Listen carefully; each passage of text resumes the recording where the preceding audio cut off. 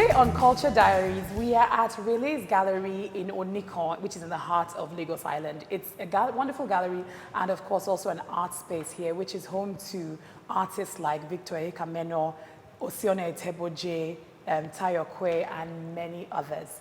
But our guest on the show today is a dancer, a choreographer, and I see him also as a performance artist. His name is Qudus Onikeku. Welcome to the program. Thank you for having me, Wana. All right, so let's kick off with, your life in Paris. You attended the École Nationale Supérieure des Arts du Cirque. Yes, that's right. I got it. Okay, pronounce it for me properly. École Nationale Supérieure des Arts du Cirque. Okay, what did Paris do for you as an artist? A lot of your formative work, formidable work, started from working in Paris. So what did that space do for you? I think it's a sort of situation many traveling artists find themselves. You're always torn between two worlds. You're always torn between two sensibilities and two different kind of audience you want to attack at the same time. So eventually it makes your work not very affirmative, like you try to be flexible, you try to not to be too clear. You try to fit in. You try not to be too clear, neither too much here and too much there. So you try to maintain the middle ground. And this thing about being in the middle ground eventually became something that actually nurtured a lot of my works. Okay. I like not to be, that's why when people call me an activist, I'm like, no, I'm not an activist because activism doesn't stay in the middle ground enough. However, art exists mostly in the middle ground where you are contemplating things, you're not very certain about things, but you are giving your own opinion, and you make it clear that it's my opinion. It doesn't mean that it's the truth, And so for me, I think being an artist away from Nigeria, and also away from, because if I was in England or in the US, Nigeria still taps a lot from those spaces. But France was a totally no man's land for me. Like I had to learn the language, I had to learn the culture, I had to learn the codes, I had to learn how to eat the food, I had to learn almost everything. So eventually it made my sensibilities much more like very alive. Awake. Yeah, awake. But do you feel like you could be your authentic self in Paris? I think because I never at any moment accepted or agreed to be considered as an immigrant. I've always considered Nigeria as my main space. Even though I was not able to live there physically, but I was engaging with that space mentally, on a daily basis, on social media, I was engaging that space. Then eventually it creates a kind of schizophrenia because where you are, the people close to you where you are far away from you mentally. And the people who are far away from you are those who are close to you. So it created some certain kind of, I don't know, maybe you call it an escapist way of doing things because you are not really involved in whatever is happening in France politically. Okay. And the space you are involved with politically, you're not there physically. So you are safe in two ways, whether you like it or not. So I've always kept that distance with France. However, it gave me a lot of refuge.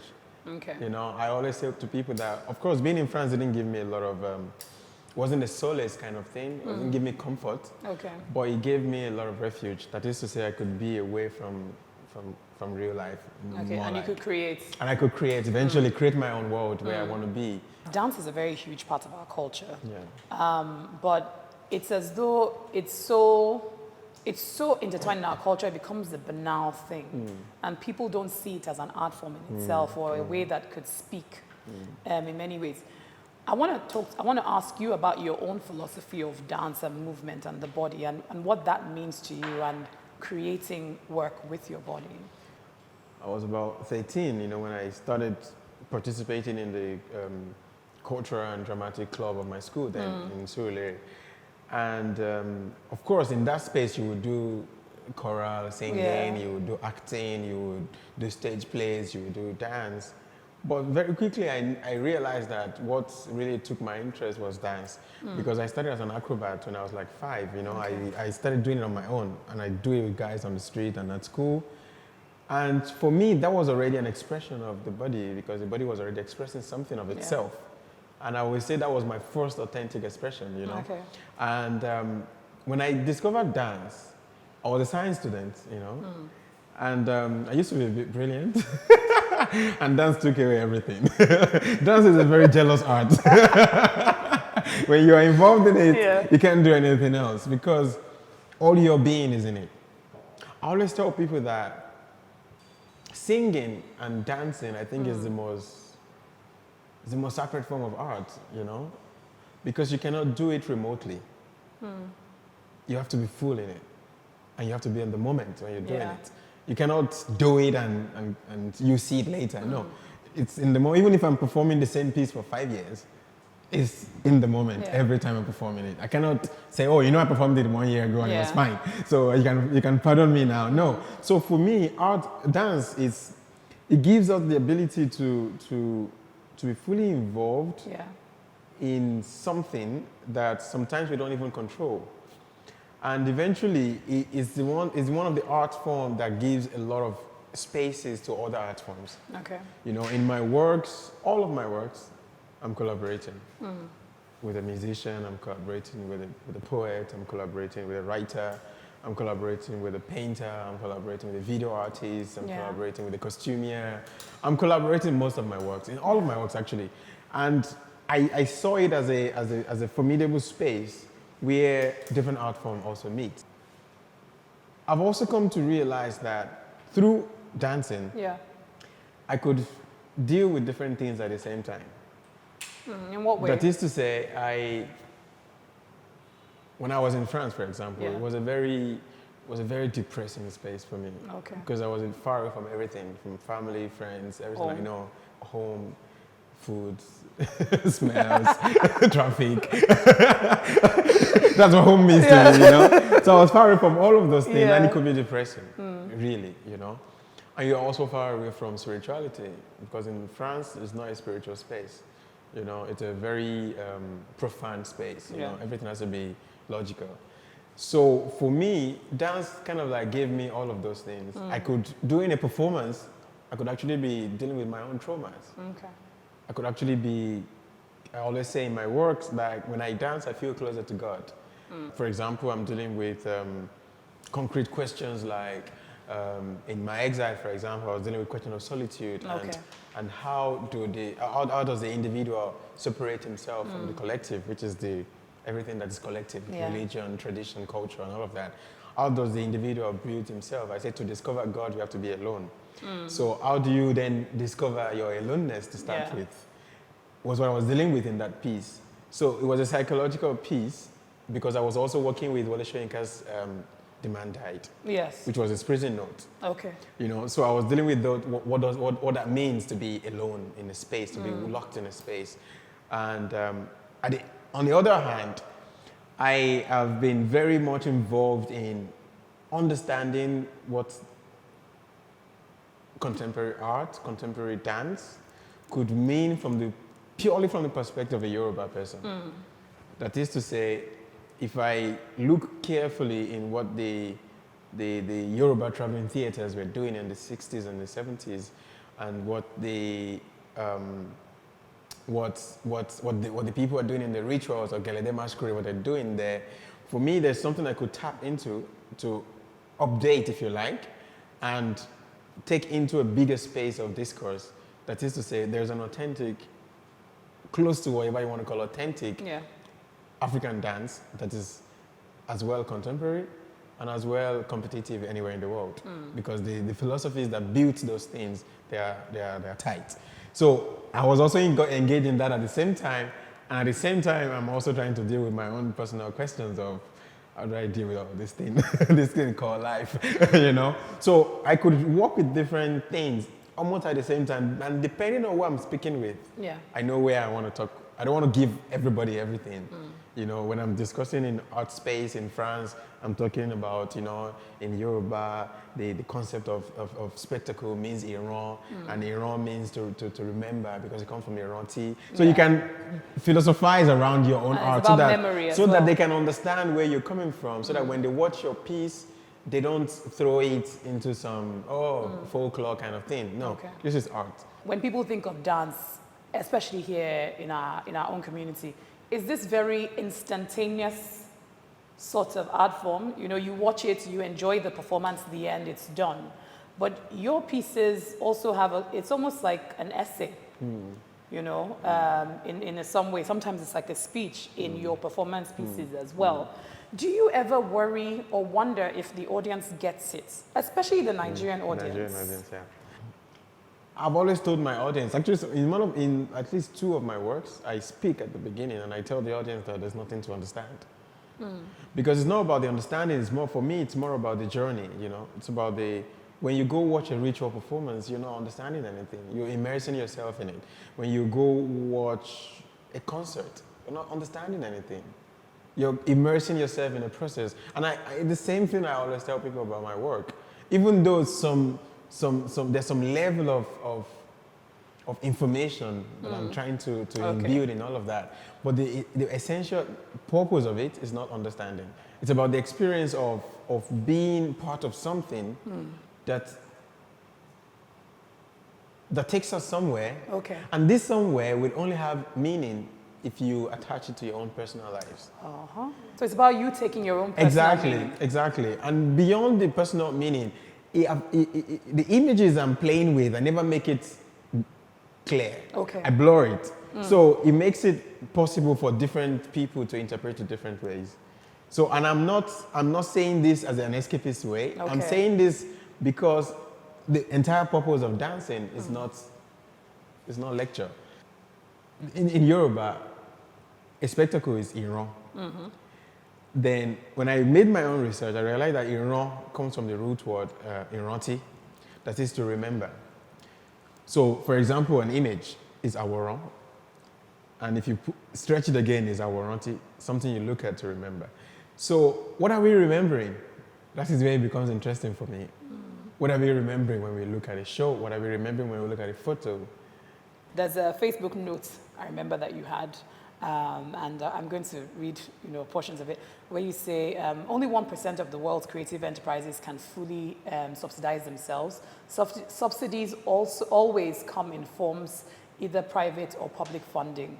You also go on to say that it is damn difficult for Nigerians and Nigerian policymakers to understand why they must invest in the arts. They kept asking me the same questions of figures and numbers. How will I quantify the impact level of the government funding the arts in terms of revenue? And I always have one answer for them in form of a counter question. How do you quantify the impact level of the education sector? Why invest heavily in security? Are all these generating any revenue for the government? Now, this, of course, was to do with journalists asking you questions about the creative industry. And the GDP. And the GDP, of course. And you gave this very impassioned speech, which is pretty much in a Facebook note, about how we needed government intervention. A lot of people, are still not seeing, for them, again, it's about the numbers. So what's your own major take on it? What do you feel that the industry needs, especially for somebody like you as a dancer and thinking about other dancers coming along as well? I think the industry professionals themselves, I think they need to come together to begin to have one voice. Whether you're an actor, you're a painter, you're a dancer, we all suffer the same thing. But do you think that we segregate the arts in itself, the market? So actors are on Nollywood's on one side. Of course we do. Dance and performance. Of course we do. On one so side. Eventually, when because everybody's thinking about themselves a lot, and so there's no formidable arts. I don't know body.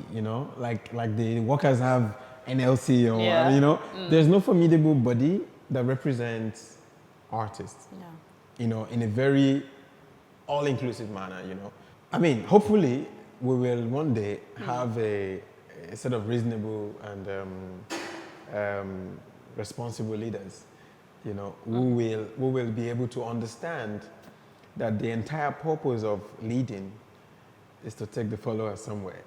Okay. There will be no leadership without followership, So the entire center point of leading in the first place is for the people. And if the people are living a very low life, because for me, that's one of the things art gives to you, a quality life, and it gives you the ability to distinguish between what is meritorious and what you should actually be working on. You know, there's a lot of artists now who, because of the nonchalant attitude of our leadership, who the reason why they're coming into art is because they want to have fame and they want to make money and they want to, which I'm not saying is bad, but if that's the reason why you're coming, you're going to spend a lot of time. You're going to spend a lot of time wasting your time. So eventually, and there's a lot of interest. I'm talking from the dance perspective alone. There's a mighty interest. You know, all the people we're working with at the Qudus Center, most of them will tell you categorically, I'm not interested in going to school. But there should be alternative, you know. Take, for example, my school in Paris. You know, it's actually a higher school, right? Okay. So it's like an equivalent of HND. Yeah. And some people came to my school without a primary school education. That is to say, it's not because you missed primary school and your parents didn't have money to send you to primary school, then you're doomed for the rest of your life. There should be always alternative. But if you didn't have Paris, what do you think would have happened to you? That's the point. I had a huge fight with my parents because they wanted me to go to school, and I'm like, I don't know what I want to go do there. Because I can't find my interest there. Yeah. You know, I was a science student who made a bad choice at 13 years to be a science student, and now I'm interested in the arts. Oh, you have to go back to secondary school to do art courses to be able to go into the arts. I'm like, okay, that's it, I'm done. Until I find my school. So they kept telling me to do JAM. I kept doing JAM and I kept failing it deliberately. You know, so there are a lot of people like that are stuck. Yeah. Because the system refused to understand the flexibility, and the system refused to understand that people have other things and other ways, that divergent thinking is not about one way. You know, creative people might be the most biggest failure, you know, in secondary school or in high school, but that doesn't mean that they are. I mean, it was Einstein or so that said, if you judge a fish by its capacity to ride a bicycle, then you will say it's a dullard, you know. Where are the art schools, dedicated art schools? Where are the football academies? Where are the fashion schools? Where are the photography schools? Where are all these beautiful things that is eventually is what is actually making our nation becomes even more popular, and people going out of Nigeria, exporting things. Nobody's exporting medicine from Nigeria. Nobody's exporting banking and finance. I mean, I'm just saying, it's just a question of logic. Who are the guys exporting things? Oh, Asha, who dropped out of last week because she didn't find a space there. Two-Face, who didn't go to university.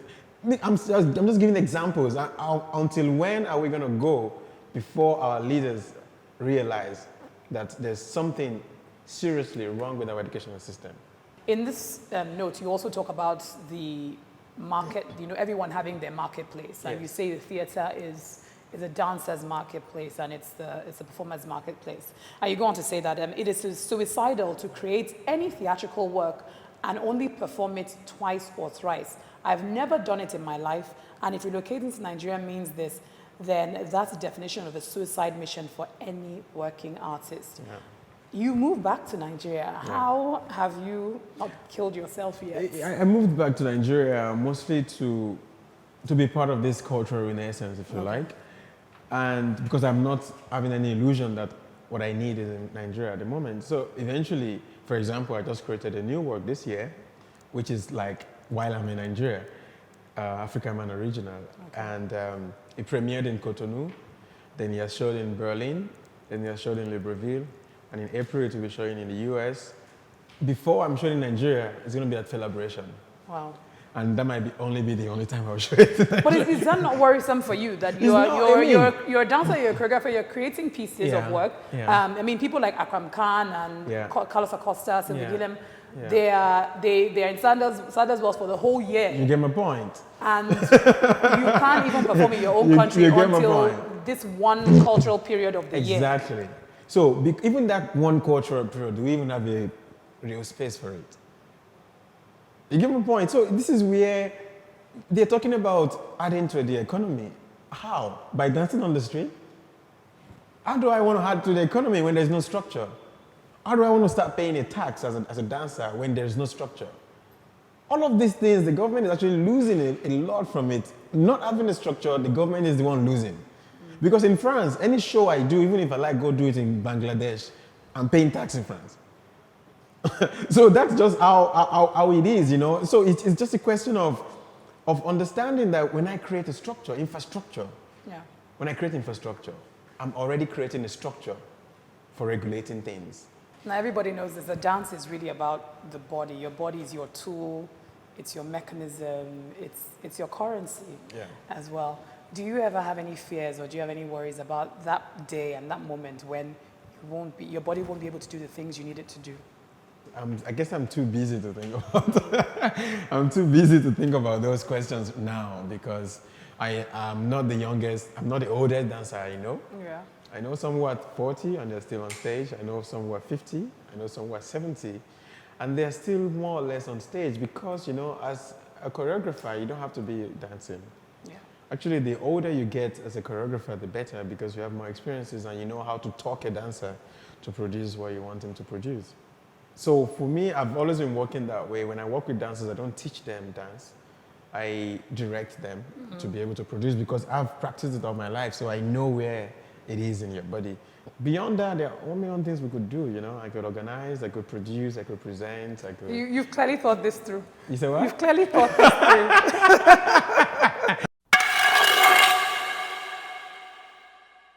through. Which piece of choreography, which piece of work do you wish you made, but it was done by somebody else? Do you know the piece called Pina? Do you know Pina Bausch? No. Okay, there's a lady called Pina Bausch. She's German, and she is amazing. And she made this piece called Rite of Spring. Rite of Spring is a piece that many people have done again and again. Okay. You know, it's like 101 year now that they did the first one. So every big choreographers have done it again and again. And this woman's own, was something. And really, I wish I was the one that created that one. All right. Who would you like to dance with? Whoa. If you got the chance, one person, you have a 365-day tour. Wow. Fela Kuti. Who's your favorite living dancer? Favorite living dancer? His name is Israel Galvan. Okay. He's Spanish. He does flamenco. I love this guy. And any favorites, non-living artists who perhaps you've watched their pieces being reenacted? Fela Kuti. Okay. Favorite color and why? Favorite color? I've not really thought about that one. But I know I like dark colors. Okay. You know, not so colorful, not so flashy. Why? I don't know, maybe my temperament's always I was going to say, is it something melancholic? Yeah, you know. Because you remember we talk about solitude a lot, so yeah, you might have so something to do maybe with that. that's it. Okay, what's the sound you like dancing to? I like the sound of silence, you know, because there's a particular piano music by Arvo Plath, and in between every note, there was a lot of silence. And I always tell to myself that that's the sound of silence. Silence has a sound, and that's it. When was the last time you cried and why?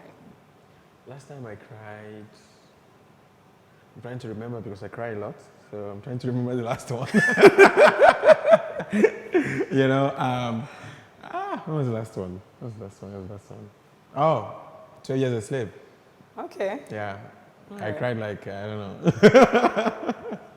Best advice you've ever been given? Best advice I've ever been given, I think it's usually from those who consider themselves failed. Okay, and what was it? What was that one piece of advice? Can I remember? But when I talk to people who actually consider themselves failed, I always learn a lot from them than people who succeeded because I always hear the sincerity that I don't want you to do the same thing. Okay. Especially from dancers in Nigeria, elderly ones, who have also had the opportunity that I have now. And you don't remember anything anyone has said in particular that has stuck or Trying to stayed with you? remember. Or around, something around, just you can paraphrase. I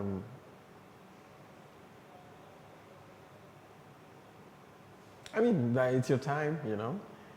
Make a good use of it, you know. What song would be the soundtrack to your life? What song? I know be gentleman at all. I know be gentle.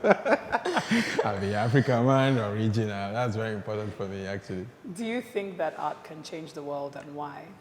I think art is already changing the world because we live in a world of strange form of beauty, you know. It's a beautiful world, but it expresses itself in very strange ways. And art actually embodies that a lot, you know. I don't only see beauty in something that is glossy and very well done, and I also see beauty in chaos, you know. I also see beauty in illogical stuff, you know, in madness, in you know, Lagos is beautiful, but you cannot use glossy words to describe its beauty, you know. You have to be willing to accept that kind of beauty as well. You know, so for me, I think the world has, you know, different forms of beauty, and I think art is the only thing that is able to express that in different forms. Qudus Onikeku, thank you so much for coming on the program. Thank you for having me. Thank you. Thank you for watching. Hope you guys enjoyed that conversation. If you'd like to find out all the weird and wonderful things I get up to, feel free to follow me on my social media channels. And don't forget to check out my website to find out all the happenings in the world of art and culture. Until next time, remember, art is